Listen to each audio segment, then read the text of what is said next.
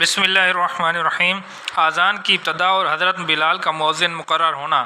2 ہجری میں اذان شروع ہوئی اور حضرت بلال مؤذن مقرر ہوئے، اور سفر و حضر میں حضرت صلی اللہ علیہ وسلم کے ہمیشہ مؤذن رہے۔ اذان شروع ہونے کا مفصل واقعہ یہ ہے کہ حضرت رسول کریم صلی اللہ علیہ وسلم کو فکر ہوا کہ سب کو جماعت کی نماز کے لیے بلانے کی کوئی تدبیر کی جائے، لہذا اس سلسلے میں صحابہ سے مشورہ فرمایا اور مختلف تجویزیں پیش کی گئیں، جن میں سے سب کے سب مسترد ہوئی۔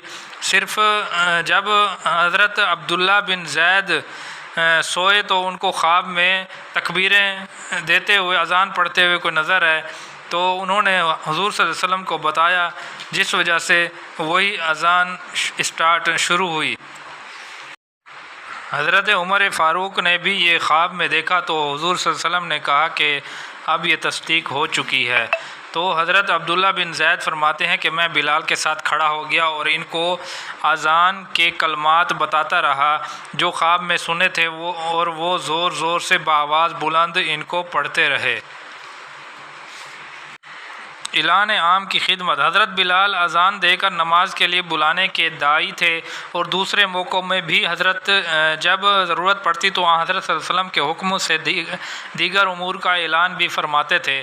جہاد کے موقع پر جب دشمن ہار جاتے اور دشمنوں کا مال غنیمت بچانا تو حضرت بلال رضی اللہ عنہ کی ڈیوٹی تھی کہ لشکر میں زور سے پکار کر آواز دیتے تھے کہ جو مال جس کے ہاتھ لگا ہو لے آوے۔ چنانچہ سب صحابہ سارا مال حاضر کر دیتے تھے، جس میں سے حضرت سید عالم صلی اللہ علیہ وسلم 5واں حصہ نکال لیتے تھے، اور اس کے بعد باقی مال کو وہ تقسیم فرما دیتے تھے۔ ایک روز ایسے موقع پر یہ واقعہ پیش آیا کہ ایک صاحب منادی ہو جانے کے بعد بالوں سے بنی ہوئی ایک لگام لے کر آئے اور عرض کیا کہ یا رسول اللہ، یہ غنیمت کے مال کی ہے۔ حضرت صلی اللہ علیہ وسلم نے فریاد کیا، تم نے بلال کی منادی 3 مرتبہ سنی تھی؟ انہوں نے عرض کیا، جی ہاں سنی تھی۔ فرمایا، تم اس وقت لے کر کیوں نہیں آئے؟ اب سب کو مال تقسیم ہو چکا، 5واں حصہ سارے مال سے نکال لیا گیا، مجاہدین ادھر ادھر چلے گئے، اس کی تقسیم کیوں کر ہو؟ یہ سن کر انہوں نے کچھ معذرت ظاہر کی کہ اس وقت فلاں مجبوری کے باعث نہ لا سکا تھا۔ آپ نے فرمایا، میں ہرگز نہیں لوں گا، قیامت کے روز اسے خود ہی لے کر آؤ۔ حضرت ابو ہریرہ رضی اللہ تعالیٰ عنہ سے روایت ہے کہ ہم صحابہ حضرت صلی اللہ علیہ وسلم کے ساتھ غزوہ حنین میں شریک ہوئے۔ اس غزوے میں ایک یہ واقعہ پیش آیا کہ ایک شخص کے بارے میں حضرت صلی اللہ علیہ وسلم نے فرمایا کہ وہ دوزخی ہے۔ جب لڑائی کا موقع آیا اور دشمنوں سے مڈ پھیڑ ہوئی تو اس شخص نے جنگ میں خوب ہی حصہ لیا اور اس کے جسم میں کافی زخم آ گئے۔ ایک صاحب نے اس کا یہ حال دیکھ کر حضرت صلی اللہ علیہ وسلم سے عرض کیا، یا رسول اللہ، جس کے بارے میں آپ نے دوزخی ہونے کی خبر دی، اس نے اللہ کی راہ میں خوب ہی جنگ لڑی ہے اور اس کے جسم میں بہت ہی زخم آ گئے ہیں۔ یہ سن کر حضرت صلی اللہ علیہ وسلم نے دوبارہ بڑے یقین کے ساتھ وہی فرمایا کہ خبردار، وہ دوزخی ہے۔ اس شخص کی بہادری کے جوہر دیکھ کر حضرت صلی اللہ علیہ وسلم کا یہ ارشاد سن کر وہ دوزخی ہے قریب تھا کہ بعض لوگ ارشاد نبوی کے سچ ہونے میں شک کرنے لگے، لیکن نبی اکرم صلی اللہ علیہ وسلم کی بات بھلا کیوں کر سچ نہ ہوتی؟ آخر وہی ہوا جو آپ نے فرمایا، اور واقعہ یہ پیش آیا کہ اس شخص کو جب زخموں کی تکلیف زیادہ پہنچی تو اس نے ترکش سے تیر نکال کر اپنے حلق پر چلا کر خودکشی کر لی۔ یہ دیکھ کر حاضرین رسول اکرم صلی اللہ علیہ وسلم کی خدمت اقدس میں دوڑے آئے اور عرض کیا کہ یا رسول اللہ صلی اللہ علیہ وسلم نے آپ کی بات سچ کر دی، اس شخص نے خود کو ذبح کر لیا۔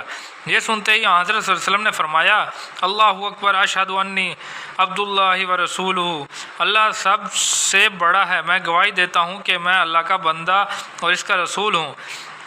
پھر حضرت بلال رضی اللہ تعالیٰ عنہ سے فرمایا کہ اے بلال، کھڑے ہو کر اعلان کر دو کہ جنت میں مومن کے سوا کوئی داخل نہ ہوگا، اور یہ بھی اعلان کر دو کہ بلا شبہ اس دین کی تائید و تقویت اللہ تعالیٰ بدکار آدمی کے ذریعے بھی کر لیں گے۔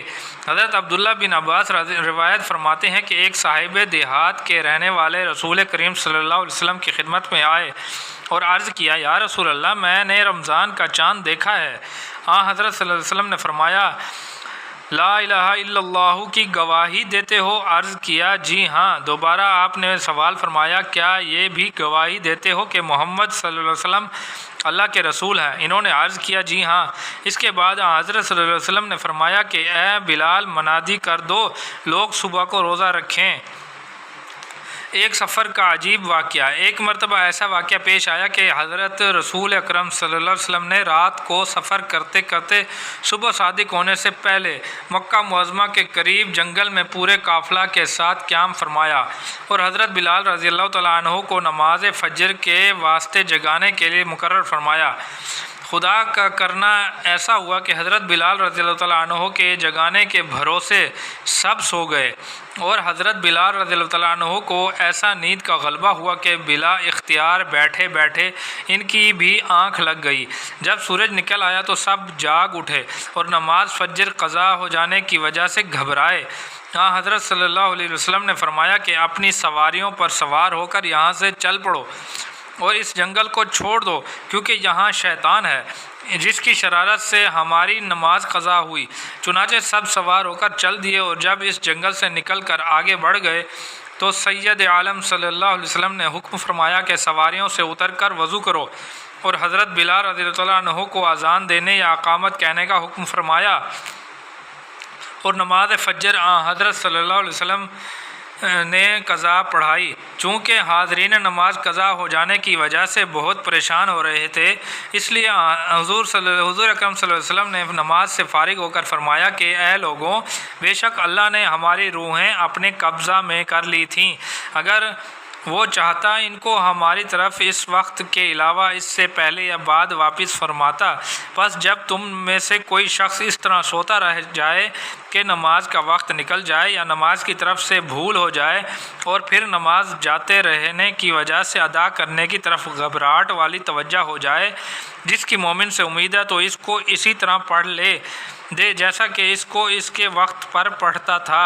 اس کے بعد حضرت صلی اللہ علیہ وسلم نے حضرت ابوبکر صدیق رضی اللہ عنہ سے فرمایا کہ بے شک شیطان بلال کے پاس آ گیا، وہ کھڑے ہوئے نماز پڑھ رہے تھے، شیطان نے اپنی تدبیر سے ان کو لٹا دیا، پھر ان تھپکا رہا جیسے بچہ کو سلانے کے لیے تھپکی دی جاتی ہے یہاں تک کہ بلال سو گئے۔ پھر حضور اقدس صلی اللہ علیہ وسلم نے حضرت بلال رضی اللہ عنہ کو بلایا اور ان سے حقیقت حال معلوم کرنے کے سلسلے میں گفتگو ہوئی تو انہوں نے وہی بات بتائی جو حضرت ابوبکر صدیق رضی اللہ عنہ سے حضور اقدم صلی اللہ علیہ وسلم نے فرمائی تھی، یعنی شیطان کا سلانا اور تھپکی دیتے رہنا۔